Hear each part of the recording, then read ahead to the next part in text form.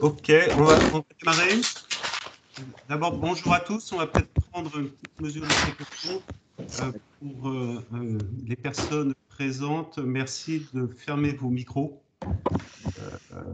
Et n'hésitez pas, lorsque vous avez des questions, à utiliser la petite main en haut à droite.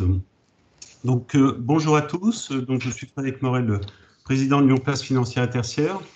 Nous sommes près de 150 à nous être connectés du PE, désormais prêt garanti par l'État. C'est un sujet qui n'est plus que jamais d'actualité, entre autres avec les déclarations très récentes de Bruno Le Maire hier, ce dernier qui souhaite que les entreprises soient... donc, vraisemblablement, il y a quelques aménagements encore au niveau de l'endettement des entreprises.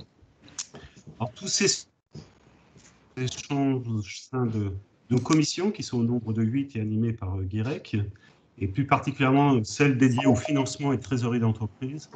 Donc, c'est un sujet qui est porté par cette commission. Et ce webinaire précède la manifestation qu'on va tenir le 21 mai autour du plan de relance, mais on aura l'occasion de vous en parler. Guirec, je te laisse la parole et bonne réunion. Oui, je ne sais pas si vous entendez bien, parce que moi, j'ai cru comprendre que ça coupait un petit peu. Donc, je vais demander à tout le monde, tous sauf les intervenants, de couper leur micro pour qu'on libère bien la bande passante, parce que je pense qu'autrement, ça va être un peu compliqué. Je ne sais pas si vous nous entendez correctement. On va commencer. Donc, effectivement, on a une thématique qui fait suite un peu à nos différents travaux et qui ont commencé sur ce sujet lors du premier confinement avec la commission trésorerie, puisque nous avons à l'époque parlé bien évidemment des problématiques de cash et de report d'échéance garantis par l'État. Aujourd'hui, du bruit de fond, là, je pense qu'il faut faire attention à ceux qui sont en ligne. Aujourd'hui, on se retrouve un an après, donc une crise sanitaire qui est toujours en vigueur, et un état des lieux à faire sur les PGE, les prêts garantis par l'État, et savoir ce qu'on veut en faire demain. Donc, autour de la table, on a effectivement un panel avec le regard du banquier, avec Didier Amand, qui est banquier conseil à la BNP, corporate, qui va nous parler effectivement de sa vision bancaire. On a aussi le côté bancaire, mais plus institutionnel, la BPI, représentée par son directeur régional Charles-Éric Baltoglu. Nous avons le regard de l'expert comptable, l'homme du chiffre, avec Bertrand Simon du cabinet Orial. Et puis, on a un regard qui est très attendu, parce qu'effectivement, c'est ceux qui sont concernés. Et je remercie Patrick Masreau d'être présent. C'est le regard de l'entreprise avec donc Patrick Masreau, qui est président de Apart Fitness. On aura aussi le regard de l'universitaire, avec Paul-Olivier Klein, qui est maître de conférence à l'Université Lyon 3, qui aura un regard aussi un peu plus académique sur le sujet de l'endettement des entreprises et peut-être un regard un peu plus disruptif par rapport au concret des entreprises aujourd'hui. Pour commencer, je pense que le plus important dans une introduction, c'est effectivement de faire un petit état des lieux. Donc, on va demander à Charles-Éric Baltoglu de le faire. Charles-Éric, sur la partie état des lieux du PGE, où en est-on aujourd'hui? Combien on a eu? Comment ça s'est passé depuis un an? Bon, merci Guirec. Bonjour à tous, enchanté d'être parmi vous. Avant de faire un point sur le bilan chiffré, je voulais juste remettre en perspective ce qu'on vient de vivre sur cette période complètement inédite. Bon, vous le savez, le 17 mars, il y a un peu plus d'un an, le président de la République a annoncé le confinement du pays. J'allais dire une nouvelle expérience collective à vivre. Et immédiatement, des discussions ont eu lieu sur comment soutenir nos entreprises, comment les soutenir, notamment en trésorerie. Et c'est allé très vite. Et c'est là-dessus déjà que je voulais revenir, parce que la réponse a été juste assez incroyable et extraordinaire, inédite aussi dans sa rapidité et dans son ampleur, puisque à peine un mois après le début des discussions, les premiers PGE ont été mis en place. PGE qui ont été mis en place, alors même que les conditions, j'allais dire générales, étaient même pas encore définies et étaient surtout constituées d'une FAQ qu'on avait entre tous les organismes, les banques, l'État et autres. Donc un cadre aussi, j'allais dire juridique et institutionnel, tout à fait nouveau. FAQ, foire aux questions. Oui, absolument. Il a aussi fallu que tout le monde change de logiciel parce qu'on nous a demandé, et tous les établissements financiers ont joué le jeu très très largement sur l'accompagnement des entreprises et de leur trésorerie, mais également sur le fait, comme le président l'avait annoncé, de ne laisser aucune entreprise sur le bord de la route.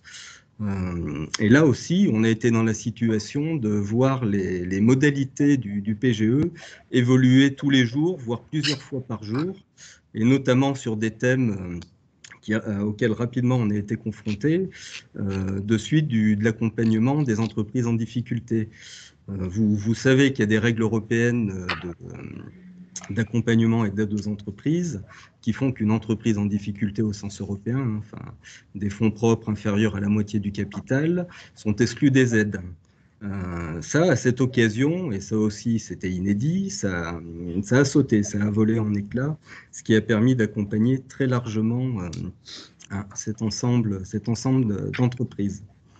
Donc le PGE, il a eu un impact majeur dans le soutien aux entreprises, mais pour moi, il a aussi eu un impact psychologique important de ne pas rajouter, j'allais dire, du stress économique au stress sanitaire. Alors le bilan après un peu plus d'un an. Au niveau national, c'est 130 milliards d'euros de PGE pour plus de 650 000 entreprises. Donc une utilisation massive du dispositif. Pour la région Aura, c'est 15 milliards d'euros pour 90 000 entreprises. De tous les secteurs, avec, et ça je pense que ça ne vous surprendra pas, les secteurs qui ont été le plus utilisateurs, le commerce, l'industrie et la construction. Les 2/3 des entreprises ont obtenu un PGE. Mais élément, je trouve important, et également quand on se projette sur le rebond, à ce jour, plus de 60% ne l'ont pas utilisé. D'ailleurs, l'ont gardé en trésorerie, l'ont pris à titre de précaution, et je trouve que c'est plutôt un élément positif. Elles sont en train de choisir si elles amortissent leur PGE ou si elles le remboursent. Ça fait partie des deux options possibles. Donc, à ce stade, 1 sur 2 va choisir déjà de prolonger le différé de 1 an. Vous savez que le PGE, je vous le rappelle, c'est un prêt de trésorerie d'une durée de 6 ans, qui était à l'origine avec un différé de remboursement d'1 an et qui a été porté par l'État à 1 an supplémentaire. Donc on se retrouve avec des amortissements entre 4 et 5 ans, qui sont une partie du sujet de comment l'utiliser. Une grande majorité des dirigeants va choisir l'amortissement des PGE. Sur ce qui nous remonte depuis le début du mois d'avril et fin mars, très massivement, les dirigeants qui pensaient le rembourser vont finalement, pour une grande partie, le consommer, le consolider. Et à ce jour, on a quand même 8% des entreprises qui redoutent de ne pas pouvoir le rembourser. Donc, ça aussi, c'est un élément assez significatif, alors même que globalement, on a des intentions d'investissement qui sont très fortes dans les entreprises, puisqu'on a plus de 55% des dirigeants qui pensent investir cette année. Donc voilà, le choix que vont faire les entreprises à ce jour pour leur PGE et savoir ce qu'elles vont en faire vont avoir un impact significatif sur leur façon de se financer, sur leur capacité à investir sur les années suivantes. Et c'est tout l'objet de ce webinaire. D'accord. Donc quand on dit 130 milliards de PGE, c'était sur une enveloppe, rappelons-le, qui était de 300 milliards. Donc ça veut Absolument. dire que l'ensemble des PGE n'a pas été consommé au niveau national et que, accessoirement, la fenêtre de tir et d'ouverture pour faire un PGE n'est pas fermée, puisque les entreprises ont, je crois, jusqu'au 30 juin pour le faire. Exactement, oui, absolument. On peut encore, on voit assez peu de second tour de table. On en voit quelques-uns, Mais finalement, une grosse partie a été fait l'an dernier. Mais les entreprises ont encore jusqu'au 30 juin, absolument. Ouais, je voulais vérifier que les tuyaux étaient bien encore ouverts, donc c'est le cas. Oui.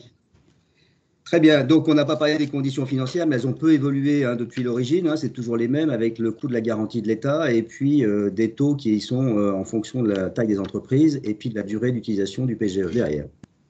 Oui. Très bien.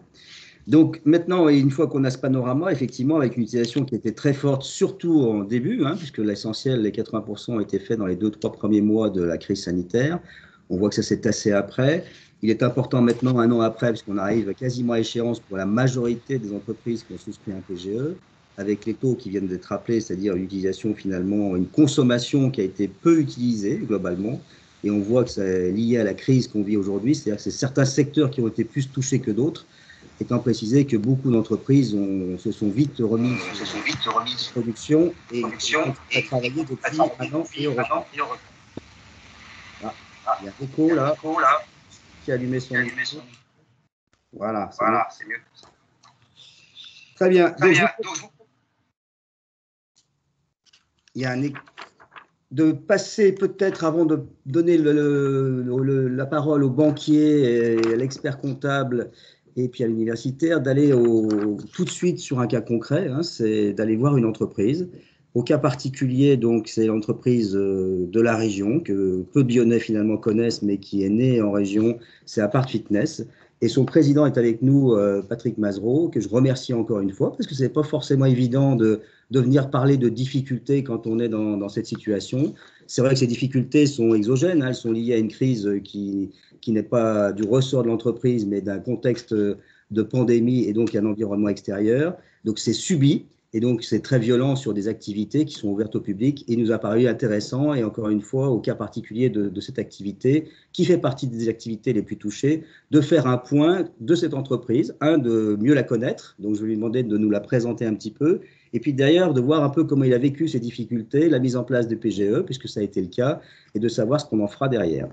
Patrick Mazereau, donc en termes de présentation un peu générale, l'entreprise d'abord. Oui, Monsieur Pénoa, merci pour cette prise de parole. Effectivement, c'est une jeune entreprise lyonnaise et rhône-alpine, l'Apart Fitness, que j'ai créée il y a 24 ans, donc l'entreprise a 24 ans.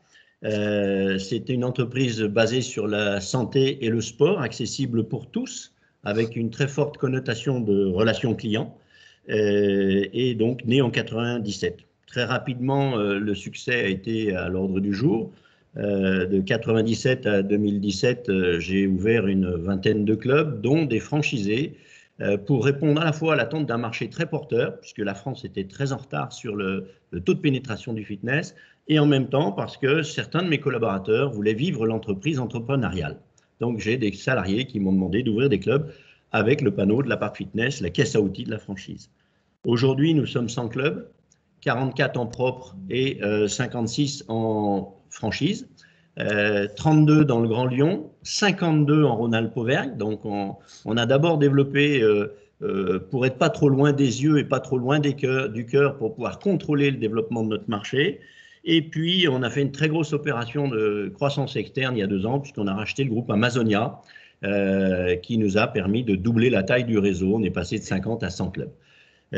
Aujourd'hui, c'est en chiffre d'affaires consolidé, franchise filiale, 50 millions d'euros de chiffre d'affaires, la moitié sur le groupe filiale, l'autre moitié chez les franchisés, 750 collaborateurs et 140 000 adhérents, dont parmi tous les auditeurs du jour, je pense quelques-uns que je me ferai plaisir de recoacher dès qu'on aura réouvert. Le Covid nous a fauché le 17 mars, effectivement, il y a 1 an et 1 mois, dans une énorme inconnue. Pour nous, en plus, il y avait une symbolique, c'était l'ouverture du Salon du Fitness à Paris, et où toutes les innovations arrivent sur un marché qui est très porteur. Et donc, on a très rapidement sollicité avec nos partenaires financiers, banquiers de la première heure, et BPI, le montage d'un PGE. Et là, j'avoue qu'on a été bluffé, comme il a été dit tout à l'heure, par la capacité de réaction du gouvernement et de toutes les instances pour rendre opérationnel quelque chose qui partait dans l'inconnu. C'est vrai que Certes, on n'avait même pas encore de bilan prévisionnel 2020. Enfin, on avait des budgets, on n'avait pas beaucoup d'outils et on sortait les bilans 2019. Hein, on est au mois de mars, bilan consolidé, et il a fallu pouvoir démontrer la nécessité. Donc, on a très rapidement réussi à obtenir ce PGE qui nous a permis d'avoir de la trésorerie de côté pour envisager la relance, parce qu'on ferme en mars, en avril, on pense réouvrir en mai ou en juin, on réouvre en juin, et le PGE, c'était un prêt garanti par l'État pour relancer après cette fermeture qu'on imaginait tous de 1 mois, 2 mois, 3 mois pour juguler la pandémie.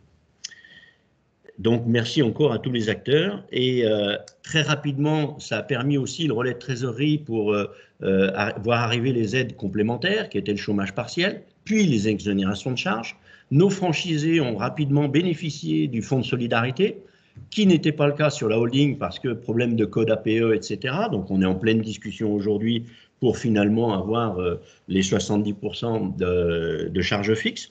Et rapidement, ce PGE qui aurait dû servir à la relance, on avait un budget de 1,5 million de pub pour la rentrée de septembre, a été coupé parce que dès le 15 septembre, M. Véran a annoncé la deuxième vague de la pandémie. Donc, ce plan de relance est devenu un plan de trésor et nous a permis de pallier aux charges fixes parce que sur nos 100 baux commerciaux, 80 000 m² de locaux aujourd'hui inutilisés, on a obtenu sur 2020 que 1 mois et demi de gratuité. Et sur 2020, on est à 5 mois et demi de fermeture. Parce qu'on avait très peu de bailleurs institutionnels, mais essentiellement que des bailleurs privés. Oui, c'est la question que vous avez posée. Ce sont des bailleurs privés que vous avez en général. Et oui, très peu d'institutionnels. Et cas par cas, bon, si Stalingrad, le groupe botanique nous a octroyé 1 mois et demi de gratuité, mais pas plus. Donc, on avait même le risque. Et là, j'ai des confrères, parce que je suis vice-président du syndicat des clubs de mes enfants, j'ai des confrères qui ont eu la légèreté de ne pas répondre suffisamment rapidement au commandement de payer sur les bailleurs, justement, après 1 mois, 2 mois, 3 mois d'impayés. Et j'ai des copains, enfin des patrons de chefs de réseau qui se sont fait ponctionner en ATD leur PGE. Donc, il a fallu protéger nos baux commerciaux parce que pour relancer les entreprises et pour avoir un plan de relance post-Covid, il faut déjà garder l'outil de travail. Bien sûr. Donc, et les baux commerciaux, c'était essentiel. Et vous connaissez la dangerosité, on va dire, et heureusement que le gouvernement a réagi derrière pour pouvoir accompagner ces problématiques-là. Donc, la deuxième vague nous a vraiment obligés de nous remettre complètement en question. Et là, on a tout de suite saisi nos conseils pour faire un budget prévisionnel à 3 ans en se réinventant. Et la trésorerie du PGE nous permettait de tenir au jour le jour en attendant de se réinventer.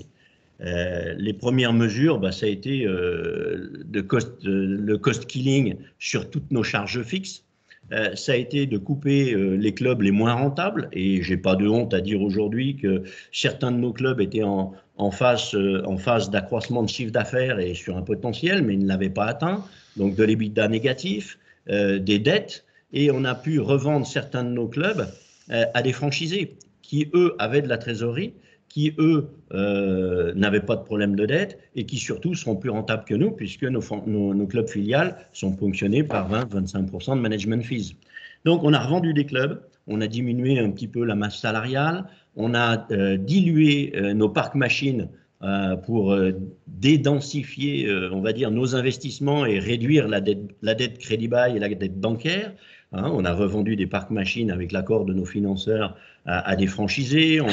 On a ouvert des clubs en diluant les machines, puisqu'on sait très bien qu'après la réouverture, en termes de gestes barrières, on aura moins d'utilisation en mètre carré. Et surtout, on s'est réinventé en digital.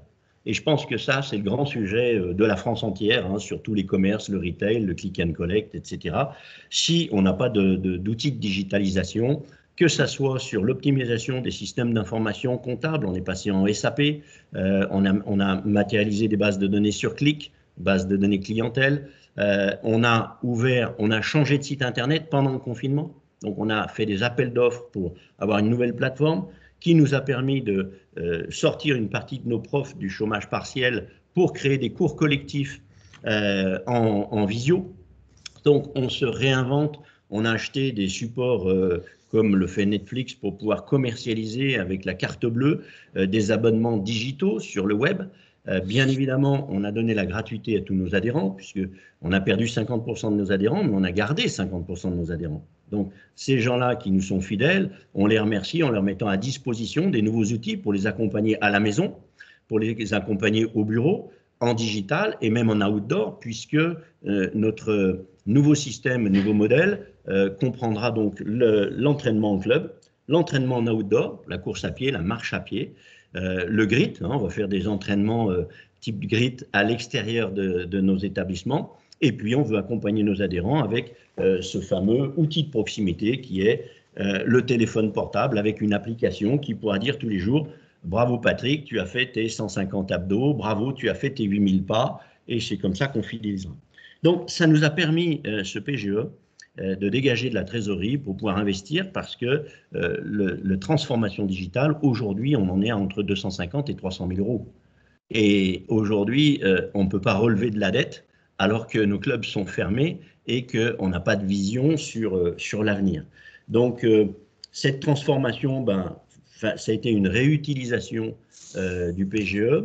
Et effectivement, nous faisons partie des secteurs les plus touchés, puisqu'on est à 9 mois et demi de fermeture aujourd'hui sur les 12 derniers mois, avec seulement aujourd'hui une vision coût fixe, mais qui risque de s'arrêter avec la réouverture des clubs, qui est peut-être, comme les restaurants, envisagée sur juin, juillet, août. On ne va pas se prononcer, mais on espère tous que la santé va revenir, enfin que les chiffres de l'incidence vont diminuer et que la pandémie va se freiner.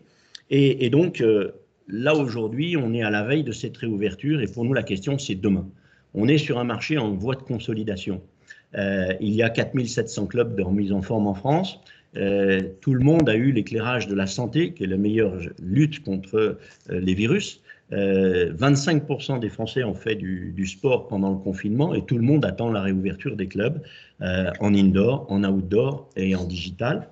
Et donc, il faut qu'on trouve une solution parce que comme il nous faudra 2 ans pour remonter à notre chiffre d'affaires 2019, je vous ai expliqué la durée de vie moyenne, c'est 18 mois de nos adhérents. On a perdu 50% de notre base d'adhérents, donc 50% de notre chiffre d'affaires. Et il nous faudra peut-être 1 an et demi, mais je pense qu'il nous faudra plutôt 2 ans pour pouvoir… voilà. Et la question de demain, c'est par quoi? Alors, bien évidemment, je réponds à la question du webinaire d'aujourd'hui. Nous faisons partie des gens qui veulent l'amortissement et la prolongation le plus loin possible dans les mesures de l'aide et du plan de tourisme de cette dette, du PGE. Et il faut qu'on trouve, avec nos différents partenaires, une solution pour le remplacer. Parce qu'on a un double effet ciseau. Aujourd'hui, le PGE, c'est une augmentation de l'endettement. Donc, on a un problème de ratio dette nette sur EBITDA.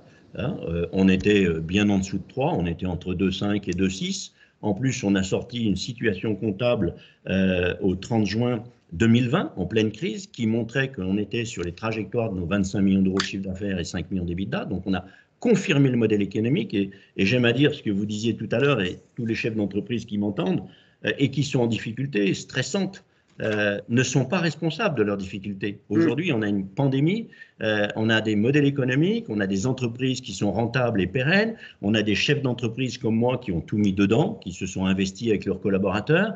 Et aujourd'hui, il faut effectivement qu'on trouve tous ensemble les solutions pour la sortie de cette crise, à la fois la relance économique et pouvoir continuer d'investir. Parce que une baisse de chiffre d'affaires et une baisse de rentabilité avec une augmentation de la dette, vous imaginez les effets sur la cotation Banque de France, sur les problèmes de commissaires aux comptes et de fonds propres. Comment passer le cap du développement et comment se redévelopper si on a des fonds propres qui sont négatifs, avec des pertes cumulées dont on n'est pas responsable. C'est une conséquence d'une crise sanitaire malheureuse. Et aujourd'hui, il faut qu'on trouve tous ensemble avec nos partenaires des solutions, que ça soit, alors il commence à y avoir des discussions sur des prêts participatifs, sur des subventions, voilà, je pense que le plus important, c'est qu'on arrive à extraire la rentabilité de nos outils, nos entreprises, et d'isoler la quote-part qui est due à la pandémie. Et à partir du moment où on pourra confirmer cette démonstration, on aura un espoir. Ça représente quoi, justement, cette quote-part qu'on peut isoler, là, en termes de multiples d'EBITDA pour vous, aujourd'hui? Je vais vous donner mes chiffres. Hein. Aujourd'hui, on est une entreprise, voilà, on fait 25 millions d'euros de chiffre d'affaires. Ouais. L'année dernière, on aura perdu 8 millions sur 2020 et on va reperdre la même chose cette année. Donc, vous faites le calcul, 16 millions de pertes. Hein. Et d'ailleurs, on est passé l'année dernière de 25 à 16 millions de chiffre d'affaires. Et cette année, on va encore diminuer. Donc, il nous faudra, et aujourd'hui, heureusement qu'à Lyon, on a des gros cabinets conseils qui s'entendent peut-être autour de la table et qui font partie. On a nos experts comptables qui sont là. On a fait un BP à 3 ans, vraiment très, très pointu, en tenant compte du digital. Aujourd'hui, on a vendu 1500 abonnements, l'équivalent d'un club, sur l'abonnement digital. Et je pense que le digital n'a pas de limite. Donc, aujourd'hui, cette perte de chiffre d'affaires, on va compenser la rentabilité par l'amélioration des outils. On a fait du cost killing au niveau des charges, on a coupé les branches qui perdaient de l'argent, entre guillemets, ou qui n'étaient pas rentables. Et on va se recentrer à la fois sur nos flagships, comme le boulevard Stalingrad et comme notre Paris-Bastille, pour mettre vraiment un gros EBITDA sur les clubs qu'on va garder en filiale. On va développer à fond le digital parce que là, il n'y a pas de limite, il n'y a pas de barrière et il n'y a même pas de frontières. Donc, on a déjà des abonnés en Angleterre, en Suisse, en Allemagne et ailleurs parce que notre plateforme est une plateforme professionnelle. On a transformé nos clubs en studio. Et enfin, on va développer la franchise. Aujourd'hui, tout le monde connaît Basic Fit, qui est un low cost qui a élevé 150 millions pour venir faire un millier de clubs en France. Aujourd'hui, le low cost, finalement, ouvre les portes d'un marché du fitness qui est en France à même pas 10% de taux de pénétration versus 12 ou 14% sur la moyenne européenne. Donc, il y a beaucoup de clubs à créer et à ouvrir. Il va y avoir une consolidation du marché et dans notre groupe, on a des perspectives de développement à travers la franchise. La franchise ne consommera pas de fonds propres, donc on n'a pas de problème de ratio dette nette sur rentabilité et on va utiliser, on va dire, l'énergie et l'enthousiasme des chefs d'entreprise qui, post-Covid, ont envie de vivre cette entreprise, cette entrepreneuriale, l'aventure de l'entreprise, pour les accompagner. Donc, on avait un objectif à 200 clubs sur les 3 prochaines années et on vient de doubler, tripler l'objectif, c'est-à-dire qu'on va faire du multi-franchisé. On a quelques belles réussites en Rhône-Alpes. Notre franchisé qui ouvre au Groupama Stadium, 2300 mètres carrés, va faire, quand il aura ouvert, 7 millions d'euros de chiffre d'affaires avec 5 clubs et 20% d'EBITDA. Comme vous parlez des franchisés, comment ils se sont comportés, les plus petits aux plus grands? Est-ce qu'ils ont tous souscrit des PGE aussi? Alors oui, et c'est là où je félicite encore toutes les organes du gouvernement et les partenaires bancaires parce que 100% de nos franchisés ont obtenu le PGE et mieux, ils ont eu des aides complémentaires de la région, que ce soit sur le financement de tout le dispositif gestes barrières. Ouais. Petite parenthèse, nous, ça nous a coûté 500 000 euros, les gestes barrières dans nos filiales. Donc, utilisation du PGE, 500 000 euros de gestes barrières. Bref, eux, ils ont eu des aides complémentaires et on en a un ou deux seulement qui sont en difficulté, mais c'était les clubs qui venaient d'ouvrir parce qu'ils n'ont pas de référentiel par rapport à N-1, N-2 pour obtenir des fonds de solidarité.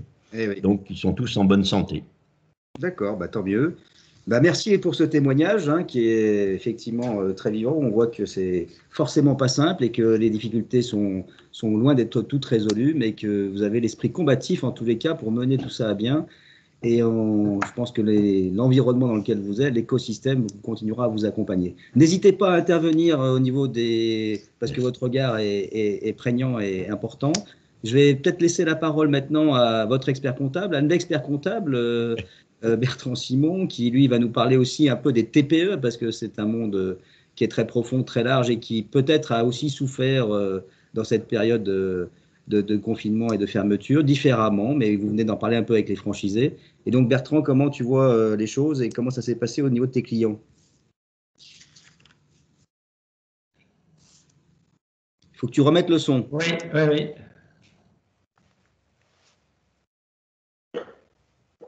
Oui, bonjour à tous. Merci Guirec. Désolé du petit clic. Je pense que Patrick Mazereau a dit l'essentiel de notre thématique. J'ajouterai quelques éléments de commentaire. et dans un premier temps sur le regard rétrospectif de ce qu'il s'est passé durant ces différentes phases que les entreprises ont vécues, avec des périodes premier confinement et des questions qui se posent sur la sensibilité de l'entreprise et du modèle économique de l'entreprise par rapport à une circonstance très très particulière, la notion de résilience qui a été évoquée à plusieurs reprises. Et donc, pour nous, professionnels du chiffre, dans cette première phase, l'approche qui était de demander une participation à la banque à hauteur de l'écart entre la trésorerie normalement dégagée par rapport aux conséquences du Covid. Et donc, on allait voir les banques et ou BPI pour mettre en avant ce calcul très, très arithmétique. Et puis, il y a eu un deuxième confinement, non, plutôt sortie du premier confinement, avec une période relativement optimiste dans laquelle, ça y est, on en est sorti, tout va bien, etc., etc. Comme le disait Patrick, la perspective d'un plan de relance, donc l'utilisation éventuelle durant cette deuxième petite phase d'utiliser le PGE pour cette partie de relance, et puis douche froide, le deuxième confinement au mois de novembre qui casse les ardeurs. Et là, des questions entre le deuxième et le troisième confinement qui ont pratiquement été assez linéaires, des questions sur quand est-ce qu'on s'en sort effectivement, combien de temps ça va durer, et une fois qu'on en sera sorti légalement sur le plan, je dirais, administratif et préfecture, combien de temps il va falloir pour que nos clients reprennent des habitudes comme dans le monde précédent. Donc, et ces phases-là, elles sont importantes pour nous en termes d'approche sur la vie comptable et financière des entreprises parce qu'elles ont fait l'objet de réflexions particulières.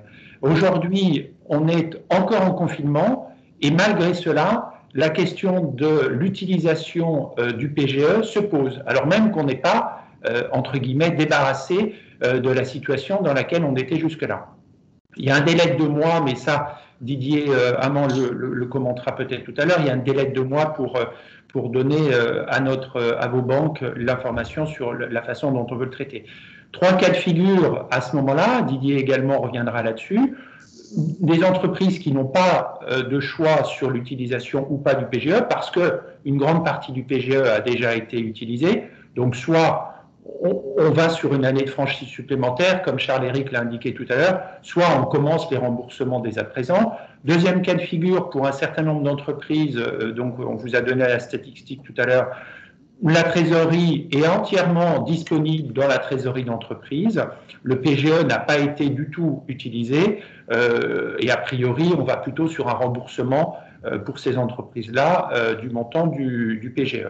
Et puis, troisième cas de figure, où on a un panachage entre j'ai eu besoin, mais pas en totalité, comment je fais.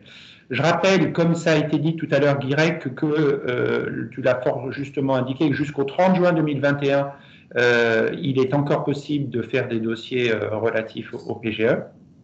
Et alors, pour ce qui est de notre rôle en tant que conseil sur la situation dans laquelle nous sommes aujourd'hui, avec des cas de figure très très différents selon les entreprises, et sans qu'il y ait véritablement un arbre de décision, on est amené, nous, conseils, au fur et à mesure des entretiens bilans ou des rendez-vous que l'on a avec nos clients et avec leurs banques, on est amené, je ne sais pas ce qui se passe, on est amené à évoquer les thématiques. Alors, je reviens sur la notion de sensibilité,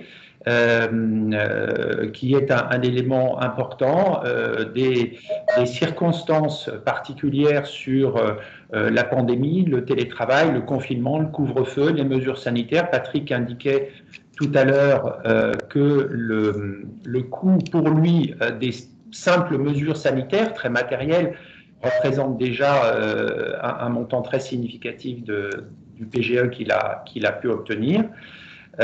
Quel est l'impact sur l'activité de l'entreprise à l'instant T, mais dont on sait qu'une partie perdurera sur un moyen ou un long terme?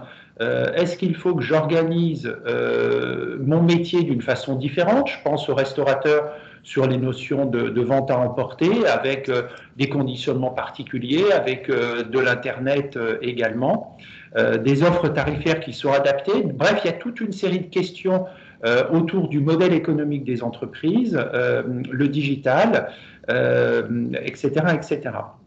La question sous-jacente, elle est quelle organisation, c'est un petit peu comme quand on rédige un business plan, en fait, quelle est, par rapport à ces nouvelles circonstances, l'organisation que je dois mettre en place, les moyens humains, les éventuels investissements, et puis, comme le disait Patrick, le virage digital qui est pour moi un fil conducteur qui concerne toutes les entreprises durant cette phase. Et puis, dernier point, comment on envisage la reprise, le calendrier et la vitesse à laquelle on va repasser en exploitation un petit peu plus normative, quelle est la montée en charge au niveau des voyages, au niveau du tourisme, au niveau des salons, comment on peut imaginer que la vie va reprendre. Par rapport à ces différents cas de figure, je dirais que le PGE n'est pas la réponse à tous les maux, c'est pas un seul produit qui va répondre à toutes les circonstances particulières auxquelles doivent faire face aux entreprises. Le banquier, évidemment, Didier témoignera sur la foultitude de solutions qui existent par rapport aux circonstances. Et juste en conclusion, un petit mot, comme Charles-Éric l'a indiqué tout à l'heure, de l'œil du praticien, effectivement, un grand bravo sur les mesures et la célérité avec laquelle elles ont été mises en place, juste en conclusion. Et donc une réflexion plus profonde à avoir sur l'organisation financière de l'entreprise. Le PGE est un des éléments, mais n'est pas le seul élément par rapport aux circonstances. Voilà, Guirec, je te repasse la main. Donc, globalement, pas d'inquiétude quand même sur tes clients, les entreprises qui ont souscrit des PGE, les ont consommés, parce que le sujet il est quand même plus pour celles qui l'ont consommé, et de savoir comment elles vont pouvoir traiter le remboursement, l'étalement et leur capacité à pouvoir rembourser cette dette, parce que normalement, une dette, ça se rembourse, même si ce matin, Bruno Le Maire commence à ouvrir la porte pour les plus petites entreprises, en parlant d'annulation partielle peut-être d'une partie de ces PGE. Ouais, donc, quel est ton ressenti par rapport d'experts comptables, de commissaires aux comptes, par rapport à ces clients qui ont utilisé les PGE et comment ils vont s'en sortir? Alors, certains, effectivement, ont un petit peu anticipé sur les annonces de Bruno Le Maire d'hier, à se dire, si, moi, je vais faire du PGE, même si j'en ai pas besoin, parce qu'un jour ou l'autre, peut-être qu'il sera abandonné ou pour partie capitalisé, et donc, ça m'aidera dans mon schéma futur. Mais bon, ça, c'est la frange marginale des entreprises. Je dirais que les cas sont extrêmement différents. Et je constate de mon œil la statistique qui a été donnée par Charles-Éric tout à l'heure sur le fait qu'un relativement grand nombre d'entreprises n'en ont pas véritablement besoin. Et donc, l'approche conseil, elle est quand même de rester sur des fondamentaux de solidité et d'utiliser des réponses qui sont adaptées aux différentes circonstances des entreprises. Mais difficile de faire une réponse très très générale là-dessus. Les cas sont tellement différents les uns des autres. Enfin, ce qu'on voit quand même, c'est qu'effectivement, les secteurs les plus touchés, c'est bien évidemment le tourisme, l'événementiel, le transport aérien, l'hôtellerie, la restauration. Et c'est sur ces secteurs-là, effectivement, qu'il y a eu une consommation de PGE et que des questions de fond vont être posées dans les prochains mois sur comment faire et comment s'en sortir et comment recapitaliser à un moment donné, parce qu'il y aura des solutions qui seront à ce niveau-là obligatoires. Donc, après la partie entreprise qui, effectivement, n'a pas consommé, mais le banquier nous dira tout ça à la fin, je pense que la réponse est un peu plus simple. Il y a peut-être un regard un peu plus général qu'on peut avoir maintenant au niveau plus académique, effectivement, parce que quand on dit l'opportunité peut-être de garder un PGE, c'est aussi de garder de la dette, parce que quand on dit non consommé, ça veut dire qu'en fait, il y a bien une dette au bilan et de la trésorerie à l'actif, mais ça augmente la situation d'endettement de l'entreprise, qui peut avoir d'autres dettes par ailleurs, et aussi d'autres investissements à réaliser, donc une capacité d'endettement qui peut être contrainte. et peut-être aussi pour certaines entreprises qui sont en difficulté, finalement, d'atteindre un niveau de dette, et on l'a vu un peu avec Apart Fitness, qui peut, en termes de ratio, en tous les cas, et d'orthodoxie, devenir un peu hors limite et hors champ. Donc, quel est le regard de l'académicien, pas l'académicien, l'académique, l'universitaire, sur finalement cette solution du PGE et au niveau de l'endettement des entreprises d'une façon un peu plus générale? Juste avant, pour Olivier, excuse-moi, quelqu'un doit faire un partage d'écran. Oui, il y a un partage d'écran par erreur. Il faudrait qu'on n'arrive pas à l'identifier, donc peut-être que ça sera peut-être plus. Il faudrait que ceux qui ne t'inquiètent pas l'identifier. coupent leur micro, coupent leur partage d'écran, et les questions peuvent être posées, je ne l'ai peut-être pas dit, mais dans le chat. Donc, vous n'hésitez pas à poser vos questions, on les prendra au fil de l'eau. Elles sont inscrites et vous pouvez chatter avec. Voilà, je ne sais pas. Pardon pour Olivier, mais du coup, non, mais... on voulait faire cette annonce parce qu'il y a quelqu'un, il y a un partage d'écran. On ne peut pas le changer. Désolé. Sinon, Roland, tu peux partager ton écran, ça va annuler et le départager, ça annulera. Voilà. Bon, ben, merci beaucoup. Effectivement, académique en français, pas académicien. Oui, pardon.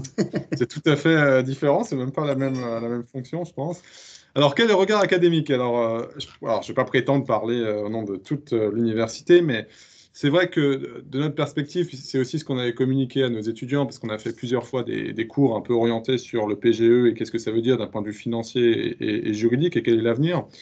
Je pense qu'effectivement, comme ça a été dit, c'est un bon instrument qui a été mis en place de façon très rapide par l'État avec un objectif, et il ne faut pas l'oublier, celui d'améliorer la trésorerie face à une baisse massive des ventes et donc l'impossibilité de faire face à des exigences de dette immédiates, que ce soit des dettes d'exploitation ou des dettes financières. Donc ça, c'est pour cela que ça a été mis en place et c'est sûr que ça a atteint son objectif. Il faut être très clair. Mais ça a même trop atteint son objectif dans un certain sens, je reviendrai là-dessus, puisqu'on n'a quasiment pas eu de faillite en 2020. On en a même eu beaucoup moins, certaines estimations jusqu'à 40% inférieures à la moyenne glissante. Donc on a effectivement très peu de faillites. Alors, c'est une bonne nouvelle, évidemment, puisque ce sont des fermetures administratives et il y avait une responsabilité quelque part de l'État de compenser la fermeture administrative en mettant en place des instruments qui permettent de compenser ces manques de chiffre d'affaires. Maintenant, on a ressenti effectivement qu'il y avait aussi des inconvénients avec ces PGE et je pense que c'est important de les souligner, mais plus que seulement de les souligner d'un aspect que négatif, de comprendre leur portée et peut-être de ce qu'il faut, comment se positionner pour la suite pour les chefs d'entreprise. Alors, les inconvénients, et ça a été très bien expliqué par M. Mazot, c'est l'explosion de la dette. C'est de la dette qu'on a créée et ça n'a pas résolu le problème des fonds propres. Et cette explosion de la dette, il y a des entreprises qui pourront faire face et il y a des entreprises qui ne pourront pas faire face. Et on atteint deux problèmes du PGE. Le problème du PGE, ce n'est pas la soutenabilité de la dette de l'État. La garantie, si elle est prise, l'État français a largement les reins assez solides pour faire face à cela. On remarque aussi d'ailleurs que ça évite que le risque d'exploitation des entreprises passe sur les banques, ce qui est aussi une bonne chose, mais ce qu'il demeure, c'est un risque pour les entreprises de faillite. Alors, il y a deux phénomènes différents qui, je pense, font distinguer pour comprendre ce qui va arriver dans les 3, 4, 5 prochaines années. Il va y avoir un décalage des faillites. Il y a plein d'entreprises qui auraient dû faire faillite. Alors, il y a des entreprises qui auraient dû faire faillite en 2021, en 2022, de toute façon. Et ces entreprises-là, automatiquement, elles vont faire faillite un peu tout en même temps. Ça, on peut se dire, c'est pas grave, parce qu'elles auraient fait faillite de toute façon. C'est pas exactement vrai, parce que là, elles vont faire faillite en même temps. Et faire faillite en même temps pour les entreprises, c'est pas très bon. C'est pas très bon pour les banques, parce qu'évidemment, ça crée un risque systémique au niveau bancaire, et je pense que la Banque de France, mais tout particulièrement la BCE et la BEA, vont être très intéressés sur ce point-là. Mais c'est aussi pas très bon pour les entreprises, parce que c'est pour ça qu'il faut être très prudent sur les prochaines années, notamment en trésorerie, parce que ça veut dire que beaucoup de clients, par exemple, risquent à un moment donné ou un autre dans la chaîne de production de faire faillite, et en même temps, parce que d'un seul coup, les échéances ne seront pas remboursables. Et ça veut dire que ce qui, à l'époque, pouvait être un client qui faisait faillite, et ma foi, ce n'était pas très grave. Là, dans certains domaines, on risque d'avoir une multiplication des faillites au même moment. Donc, il faut bien comprendre que c'est des faillites qui seraient survenues de toute façon, mais juste qu'elles vont arriver en même temps. Et quand les choses arrivent en même temps, c'est jamais très bon, parce qu'effectivement, il faut avoir des reins très solides en termes de trésorerie. Donc ça, c'est quelque chose qu'il faut prendre en compte. C'est pour ça que des réserves de cash, à mon sens, il faut en faire actuellement. Et c'est aussi un point que je reviendrai dessus, c'est un instrument de trésorerie. Il ne faut pas être trop tenté d'utiliser pour des objectifs d'investissement. Parce que cet argent de trésorerie, sur les 5 prochaines années, il risque c'est pas sûr, hein, il y a toujours une capacité que ça ne vous concerne pas dans votre secteur, mais il risque d'être utile. Ça, c'est la première chose. Donc, ce risque-là, il n'est pas négligeable. Le deuxième chose à comprendre, c'est l'émergence de ce qu'on appelle des firmes zombies. Alors, il faut bien comprendre ce que c'est, parce que ça arrive de plus en plus, ça devient un peu un buzzword. Des firmes zombies, ce n'est pas des entreprises qui allaient faire faillite de toute façon. Les firmes zombies, c'est des entreprises qui ne survivent aujourd'hui que grâce à une distorsion des règles, de la concurrence. Comment? Eh bien, via, par exemple, des prêts garantis qui n'intègrent pas du tout leur risque dans le coût de ces prêts. C'est ce qu'on fait aujourd'hui. Ces entreprises, ce n'est pas les entreprises qui auraient fait faillite, c'est très différent. C'est les entreprises qui, s'il y avait des conditions de marché normales, leur existence ne pourrait pas continuer. Qu'est-ce que ça veut dire pour ce chef d'entreprise? De façon très concrète, c'est par exemple des entreprises qui ont un BFR extrêmement élevé. Donc, c'est les entreprises qui parviennent à avoir des prix plus bas, avoir des pratiques concurrentielles plus agressives, uniquement parce qu'elles n'ont pas à payer la dette à leur juste prix, ni les capitaux propres qui sont assimilés à leur juste prix. Et donc, pour le chef d'entreprise qui, lui, n'est pas dans cette situation de film zombie, qui est une entreprise soutenable, ça veut dire que ces entreprises-là, dans votre secteur, vont certainement créer, alors en termes académiques, des distorsions à la concurrence, mais de façon très pratique, ça voudra dire que les prix seront peut-être plus agressifs, d'autant plus que ces entreprises n'auront rien à perdre, puisqu'elles devront à tout prix s'en sortir. Donc, elles prennent une position beaucoup plus risquée sur le marché, et ça va se retransmettre. Donc, pour l'investisseur, au niveau très microéconomique, pour l'entrepreneur, ça veut dire qu'on va avoir des entreprises qui vont faire tapis, si vous voulez. On va prendre l'exemple de poker, tout simplement parce qu'elles n'ont plus rien à perdre et qu'elles savent que dans des conditions normales économiques, sans ces PGE, elles ne pourraient pas survivre. D'où l'aléa morale. Pardon ? D'où l'aléa morale par rapport aux entreprises. Voilà, donc il y a un important aléa moral, mais qui est complètement rationnel à l'échelle individuelle. Donc voilà, donc ça, c'est les deux points très différents, et je pense que l'environnement économique, il va apparaître comme cela au fil des prochaines années. Ça a déjà été le cas, c'est quelque chose qu'on a déjà observé, c'est pas nouveau, on l'a observé en 2010 en Espagne et au Portugal avec les distorsions des prix des crédits via les prêts à tout va de la BCE et les rachats sur les marchés secondaires, sauf que cette fois-ci, c'est beaucoup plus massif, c'est beaucoup plus important, et donc ce décalage à la fois des faillites et cette émergence d'entreprises qui ne sont pas viables concurrentiellement, mais qui vont exercer une pression à la baisse sur le marché et donc menacer d'autres entreprises viables, ce sont des éléments, à mon avis, que les chefs d'entreprise doivent faire très attention. Donc, pour conclure, ce qui est très important, c'est de conserver, je pense, le PGE à des fins de trésorerie, de renforcer cette trésorerie, pas seulement cette année, surtout pas seulement. Il y aura les années suivantes qui seront très importantes, et d'aller effectivement vers le plan de relance, profiter du plan de relance qui est un autre instrument pour renforcer l'investissement, ce qui permettra notamment de mieux se positionner concurrentiellement sur le long terme. Voilà. C'était la petite perspective académique très microéconomie fondée. Merci Paul-Olivier pour cette vision effectivement objective effectivement du PGE et du rôle du PGE et du rôle que ça peut représenter au niveau de l'entreprise, et que ça ne soit pas une fin en soi, parce que c'est un outil qui normalement doit être transitoire et lié à une pandémie exceptionnelle et qui a vocation justement à être remboursé ou à être soldé, à être capitalisé, et on en reparlera après. Je pense qu'il était important maintenant qu'on ait le regard du banquier, parce qu'on en a beaucoup parlé. On a même félicité depuis un an les banques qui n'arrivent pas tous les jours pour leur travail dans des zones de confort qui n'étaient pas évidentes, parce que la plupart des banquiers étaient en télétravail dès le premier jour du confinement. Donc je crois qu'il y a eu un gros effort qui a été fait, un gros travail qui a été fait avec l'appui de la BPI. Je pense que tout le monde s'en est félicité, parce que ça a fonctionné, ça a été distribué en France, mais aussi dans d'autres pays. Et je crois que ça a été une performance, parce que ça a nécessité un gros travail qui a permis effectivement de sauver beaucoup d'entreprises. Alors effectivement, avec cette caractéristique, il y a eu 40% de dépôt de bilan au moins en 2020, et que ça pose effectivement un problème à la marge sur ces entreprises qui étaient déjà en difficulté et qui auraient dû déposer leur bilan, mais qui ne l'ont pas fait. On verra effectivement comment ça se passe dans les prochains mois, mais c'est des sujets qui sont à la marge quand même. Didier, le regard du banquier alors. Oui, merci Guirec. Merci pour cette félicitation. Je prends les bonnes choses. Écoute, beaucoup de choses. L'avantage de passer en dernier, c'est que beaucoup de choses ont été dites. Et l'inconvénient, c'est que beaucoup de choses ont été dites. Voilà. Donc j'aimerais d'abord remercier chaleureusement Patrick Mazereau parce que son témoignage était vraiment très, très à la fois émouvant, constructif et avec de la perspective. Donc, ça fait remarquable dans un contexte où on n'a pas beaucoup parlé. On n'est pas là pour parler du Covid-19, mais enfin, on sait tous que l'histoire n'est pas terminée. Donc, je voulais saluer ce positivisme entrepreneurial qui fait plaisir à voir et à entendre. Comme ça a été dit également, mais j'aimerais quand même insister un peu dessus, c'est un sujet qui touche les entreprises de manière très individuelle. C'est-à-dire que même si tu dirais que tu mets en avant des secteurs, c'est vrai que bien sûr certains secteurs sont plus touchés que d'autres, mais même au sein de secteurs plus ou moins touchés, on voit que les acteurs sont plus ou moins impactés par la Covid. Donc c'est vraiment une analyse qui doit être faite de manière individuelle.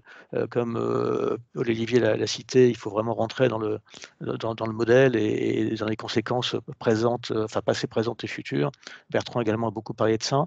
Et donc tout ça, effectivement, pour arriver à une question, parce que la question du jour, on a beaucoup parlé très on va dire high level, hein, très en vue macro et en vue très, très technique.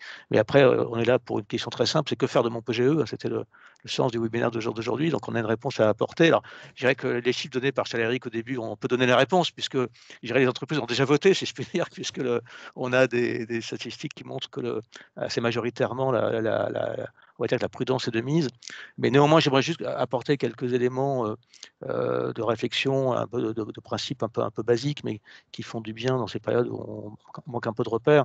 Bon, effectivement, il y a trois situations. Il y a la situation des entreprises comme celle de votre entreprise, M. Mazereau, où il n'y a pas de question à se poser. Enfin, vous avez un PGE, vous en avez besoin, ça a bien répondu, comme a dit Paul-Olivier, aux besoins de trésorerie de l'entreprise.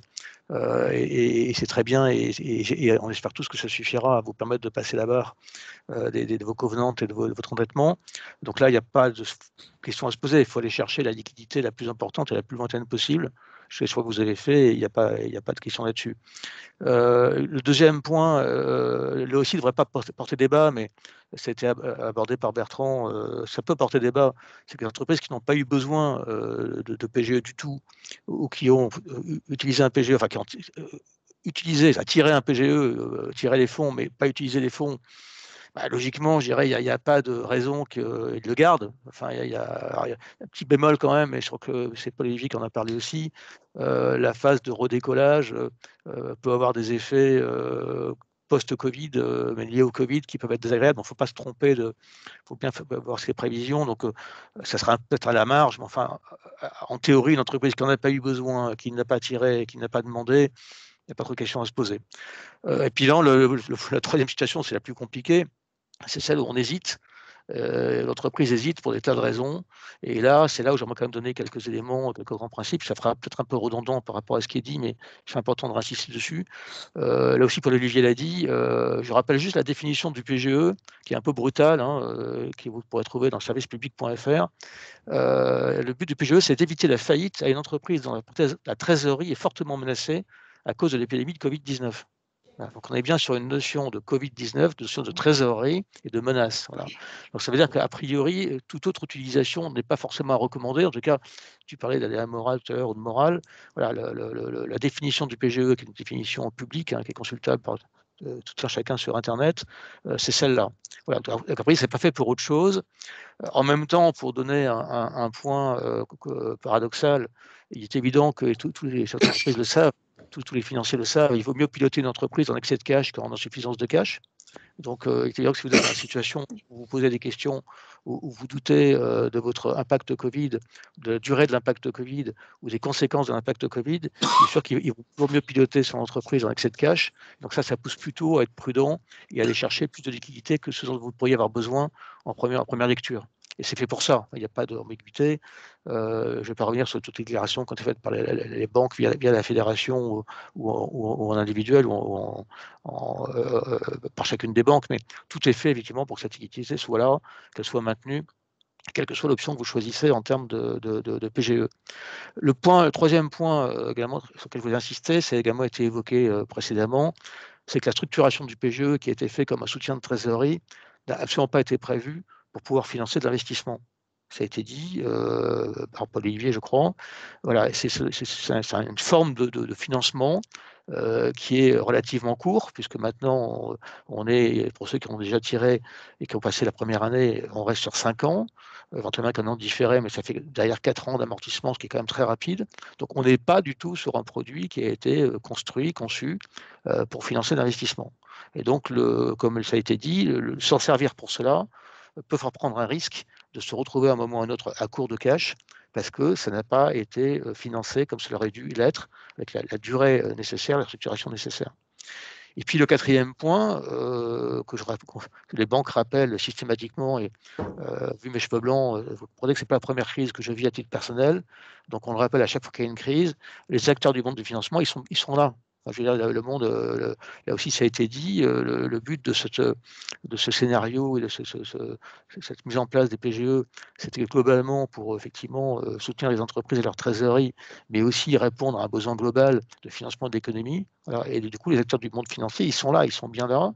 Et donc, il faut, comme toujours, comme on le rappelle à chaque fois, parler avec vos partenaires banquiers et financiers, de haut ou de bas de bilan, et travailler vos projets à l'aune de financements qui seront adaptés et ne pas se reposer uniquement sur un PGE qui, encore une fois, est un produit de trésorerie. Voilà. Donc, mon message, globalement, est très clair, hein, il ne va pas vous surprendre, il est très classique, c'est facile à dire, c'est pas facile forcément à faire. C'est bien d'analyser l'impact Covid sur votre modèle économique et l'impact Covid passé, présent, futur, voir qu'est-ce que ça emporte comme conséquence. Ça a été dit également tout à l'heure, d'essayer d'isoler, je ne sais pas si le mot est bien choisi, mais d'isoler, de visionner la part de l'impact Covid, de la part de l'évolution de votre modèle économique hors Covid, si c'est possible. Et de toute façon, quoi qu'il en soit, restez prudent. C'est-à-dire que si vous avez, je ne sais pas dire un truc très, très simple, si vous considérez que pour pouvoir passer l'impact Covid, il vous faut 1 million d'euros et que vous avez un PGE de 2 millions, gardez peut-être les 2 millions. Ne soyez pas avare de cash. On a suffisamment dit au sein de notre association, le cash est essentiel, et donc il vaut toujours mieux de trop que pas assez. Le deuxième point, en synthèse, si vous avez des projets, encore une fois, regardez comment les financer avec des outils de financement adaptés, que ce soit encore une fois du bas ou du haut de bilan. Regardez bien les outils existants. Regardez bien aussi le prêt participatif relance, dont on va en parler bientôt. Tout à l'heure, Frédéric a annoncé un prochain webinaire sur le sujet. C'est un outil qui lui, pour le coup, a vocation, de façon extrêmement claire et directe, à financer vos projets de rebond. Donc, ça sera un outil qui, la structuration, ce n'est pas l'objet d'aujourd'hui, mais la structuration va répondre beaucoup mieux à un besoin d'investissement en termes de maturité et en termes de profil de remboursement. Et puis, dernier point, avant d'en conclure, ça a été dit aussi, et malgré ce que Guirec, tu as rappelé de ce que la presse annonce ce matin, le PGE, c'est de la dette, et donc n'oubliez pas d'intégrer dans votre plan de financement le remboursement de cette dette, encore une fois, qui est contrainte, qui est sur une durée courte, hein, de 4 ans, et qui doit donc être intégré dans votre plan de financement et faire partie de vos besoins de financement globaux. Voilà, donc je n'ai pas le sentiment d'avoir révolutionné ce qui a été dit jusqu'à présent, juste essayer de donner un peu d'éclairage presque plus tactique que stratégique à ce stade, puisque la question qui nous est posée aujourd'hui, elle est tactique, hein, c'est que faire de mon PGE. Voilà, donc n'en faites pas n'importe quoi, mais en même temps, gérez votre cash plutôt de façon confortable, parce que là aussi, je répète, mais la route n'est pas terminée, enfin, la crise sanitaire n'est pas terminée. On a encore beaucoup d'inconnus sur le temps que ça va durer et l'impact que ça va avoir. Et donc, il vaut toujours mieux aborder les tempêtes, même si c'est une fin de tempête, avec le matériel et l'équipage nécessaire. Voilà, Guirec, ce que je voulais éventuellement compléter ou renforcer dans le discours de ce matin. Merci Didier. Donc, et comment tu vis ça au niveau de la banque, de ta banque avec des entreprises? Les sorties de bilan, tu dois commencer à en voir. Globalement, le ressenti que tu as sur cette année 2020, au-delà de ce PGE spécifique, comment sont sorties les entreprises? Écoute, il n'y a pas, enfin, ça a été dit aussi, il y a un taux de défaillance qui est très faible. Nous, les bilans arrivent maintenant, hein, enfin, on est globalement sur les sociétés de taille, les PME et les petites ETI. Je ne parle pas des sociétés cotées, les comptes sortent plutôt en ce moment. Nous, on ne voit pas de tension de trésorerie particulière, mais encore une fois, ça n'a peut-être pas été dit ça mais on a beaucoup parlé des arrêts de chiffre d'affaires, enfin des pertes de chiffre d'affaires qui sont vraiment du cash pur et dur. Mais il y a aussi tout le phénomène lié au BFR, hein, je crois que ça a été un petit peu évoqué. Il y a aussi une conséquence de la crise et de ralentissement des chiffres d'affaires, c'est la baisse des BFR. Donc, en termes de cash, il y a un double effet cumulatif entre, d'une part, la compensation de pertes de chiffre d'affaires par des PGE notamment, mais pas que des PGE. Hein. M. Mazeroux a cité également toutes les aides publiques ou privées qui ont été mises en place pour aider les entreprises. Mais il y a aussi le fait que le dégonflement des BFR a également beaucoup réduit les besoins de trésorerie des entreprises. Donc globalement, on ne sent pas de tension de trésorerie au jour d'aujourd'hui. Il y a effectivement un risque, et c'est pour ça que le PGE doit être regardé aussi à l'aune de ce risque-là. J'ai dit, je crois, mais je vais quand même le répéter, c'est ce que j'appelle le risque de redécollage. C'est-à-dire que quand tout ça va redécoller, il va y avoir immédiatement un gonflement de postes de bilan que vous connaissez tous aussi bien que moi, les stocks, le poste client. En fait, les besoins de financement vont rebondir. Et je pense que le PGE peut servir tout à fait à ça. Le PGE, encore une fois, sert aux entreprises à éviter la faillite pour cause de Covid.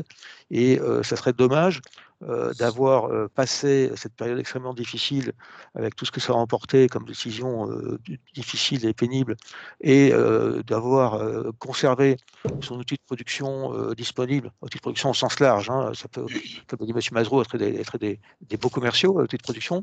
Mais moi, j'ai regardé l'outil à disposition pour finalement s'écraser au redécollage ou au décollage parce qu'on manque de carburant, parce qu'on n'a pas assez anticipé sur ce fameux besoin de roulement qui peut, de la même façon, être aussi élastique au rebond que ce qu'il a été à l'arrêt, puisqu'effectivement, les arrêts d'activité et les confinements ont dégonflé très brutalement ce besoin. Et c'est ce qui notamment explique le fait, pour répondre à ta question plus directement, que les comptes 2020 ne sont pas forcément très inquiétants, notamment en termes de cash. Voilà, mais c'est évident que par contre, et on souhaite tous que ça soit ce qui se produise, une sortie de crise par le haut assez rapide avec les vaccins, avec tout ce qui est dit par la presse en ce moment, et un retour entre guillemets à une activité plus normale des entreprises, va immédiatement regonfler très rapidement ce besoin en fonds de roulement et va immédiatement faire un très gros appel d'air sur les besoins de trésorerie. Et donc là, je reviens à ce que disait tout à l'heure Bertrand, il y a plein de solutions qui existent pour financer ce type de choses. Il y a des financements post client, il y a des financements de stock, il y a des crédits court terme, etc. Donc il faut vraiment être très attentif à ça. Ça fait partie de l'équation et de façon, à mon avis, peut-être encore plus rapide que les sujets d'investissement. Très bien, oui. Donc on voit bien que le PGE, c'est un outil court terme de trésorerie qui permet d'être étalé dans certains cas, etc., pour pouvoir gérer cette période exceptionnelle. Mais ce n'est pas forcément l'outil qui permettra de rebondir et qu'il y a des solutions de financement. Il y a une boîte à outils complète au niveau des banques. Et puis pour celles qui auront besoin de consolider leurs fonds propres, et ça sera effectivement l'objet d'un prochain webinaire, il y a beaucoup d'opérations de haut de bilan qui seront à mener pour pouvoir repartir de l'avant et réinvestir correctement. Est-ce qu'on ne peut pas traîner effectivement une dette, comme on l'a dit aussi avec Paul-Olivier, trop importante sur des entreprises qui effectivement n'ont pas la capacité de remboursement? Peut-être un petit regard de Patrick Mazeroux sur tout ce qui a été dit par rapport à son vécu et finalement son regard d'aujourd'hui et de demain, qui reste très optimiste et on le remercie encore parce que c'est vrai que ça ne doit pas être évident. Comment vous voyez tout ça ? Je pense que déjà c'est intéressant de pouvoir témoigner de toutes les outils, les expertises et les complémentarités des visions de chacun devant les chefs d'entreprise et autres conseils qui pourront en parler à leurs clients, hein, et l'appliquer à eux-mêmes.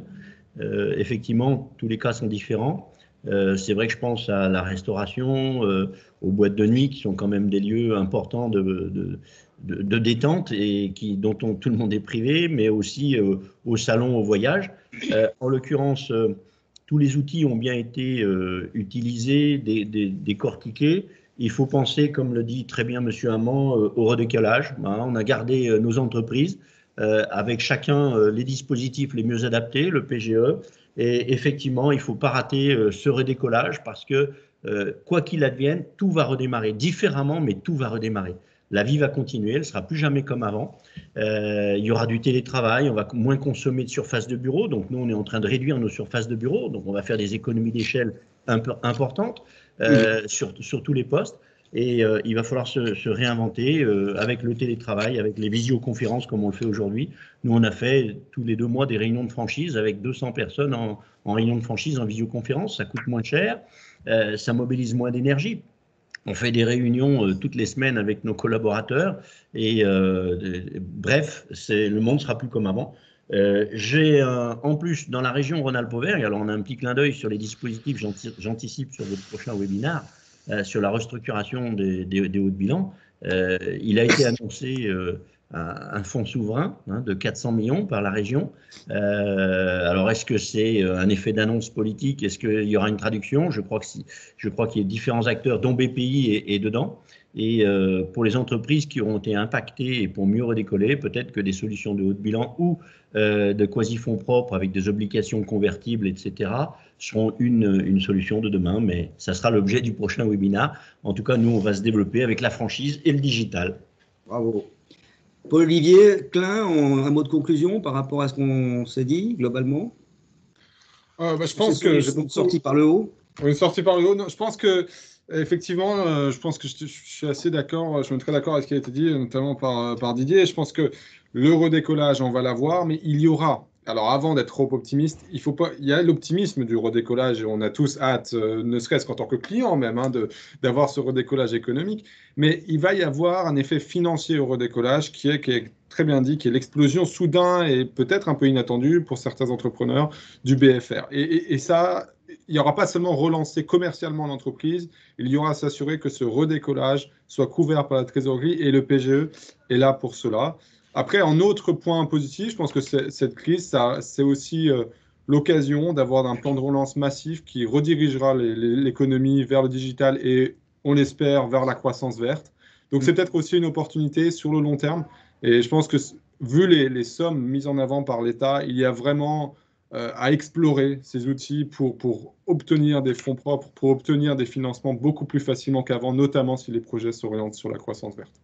Donc, je pense que ça, c'est vraiment le côté positif qu'on peut retirer. Ok, très bien. Je pense qu'on va conclure. On est arrivé au terme. Je vois qu'il n'y a pas de questions dans la liste.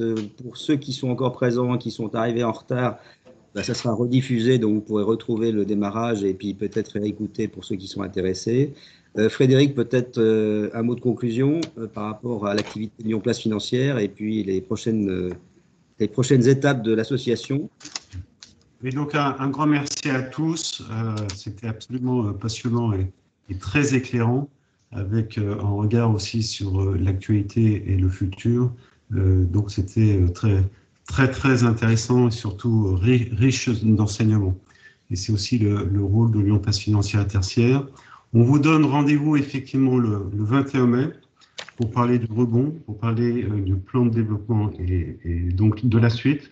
Donc, on organise et on revient vers vous. Vous verrez aussi qu'au-delà, là, on a parlé des points de trésorerie et là, on parlera des points d'avenir, de structuration de l'endettement des entreprises. Donc, encore une fois, un grand merci et à bientôt. Merci à tous et très bonne journée. Au revoir. Merci, à bientôt. Au revoir. Bonne journée, bon courage. Oui, à bientôt. Au revoir.